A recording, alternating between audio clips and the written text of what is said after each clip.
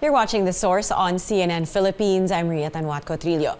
The NAIA management says it has seen a significant increase in the volume of passengers on Sunday, but the situation remains manageable. The Bureau of Immigration also assures that it's ready to handle the influx of international travelers. Let's go straight to our source today, immigration spokesperson Dana Sandoval. Ms. Dana, welcome to the program. Maybe you can tell us a little bit about the preparation of the Immigration Bureau ahead of this long weekend. Yes, the Bureau of Immigration really prepared for this long weekend, for November and December in particular, because this is really what we consider as the peak season. Most of the travelers will be traveling around this season, all up until January. And we have in place additional immigration officers. We have put up an augmentation team to ensure that there is enough personnel for our frontline operations. We have also put up mobile counters.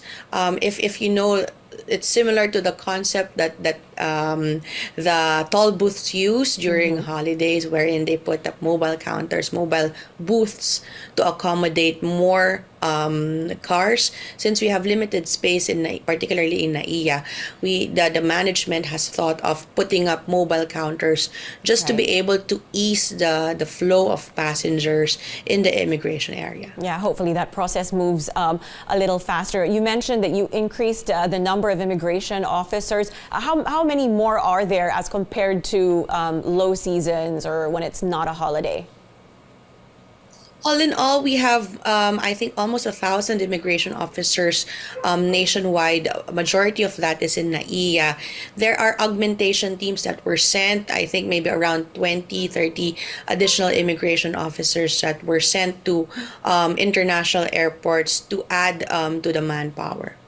I see. And when we're talking about arrivals and departures during the season, specifically this week, what numbers are we looking at here? How many passengers are we expecting to pass through?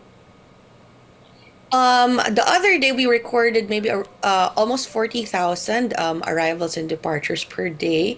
For the entire fourth quarter, what we are projecting is that the total number of arrivals will reach up to 4 million arrivals for the entire fourth quarter, and the total number of departures will be around that number, also around maybe 3.8 million departures. So we're really expecting that the numbers will be closer to the pre-pandemic figures at the fourth quarter of the year, primarily because every country is open already after the pandemic.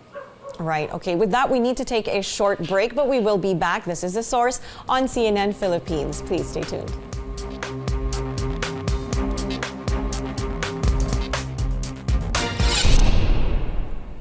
You're watching The Source on CNN Philippines. I'm Ria Tanwat Cotrillo. Our source today, immigration spokesperson Dana Sandoval.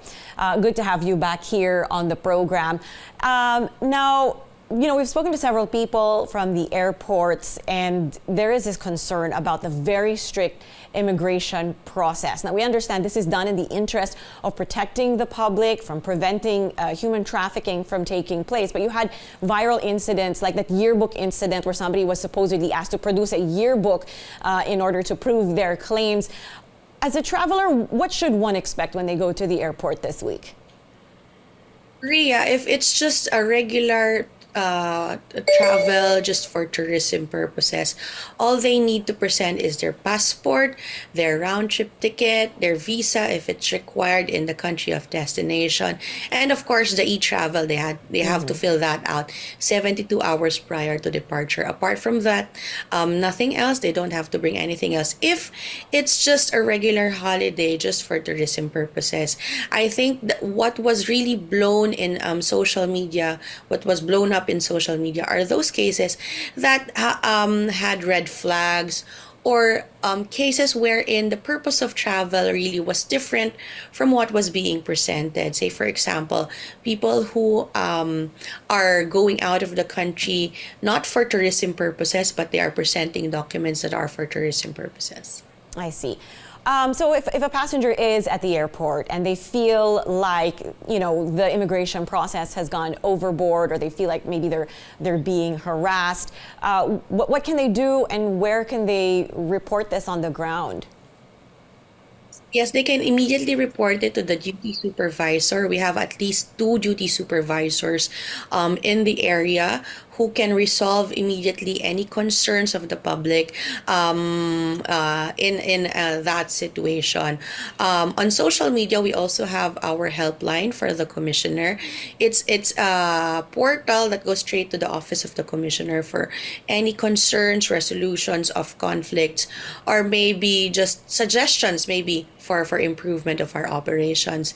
The portal is facebook.com/immigration.helpline.ph. That goes straight to the office of the commissioner if there are any concerns or clarifications or complaints, suggestions that they wish to send. All right, and they can expect a fairly timely answer or reply from there? Yes. Yes, they can expect an immediate reply there. We have personnel assigned in that portal 24/7 to resolve any concerns that they may have. All right, and lastly, Ms. Dana, your advice to travelers, because we do know people are still leaving and going on holiday.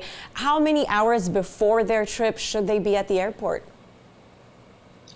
Ria, I went to the airport the other day and the traffic going there was really bad. So I think one of the things that we have to make sure of is to be there 3 hours before your flight, because sometimes we get caught in traffic already and everything is rushing already.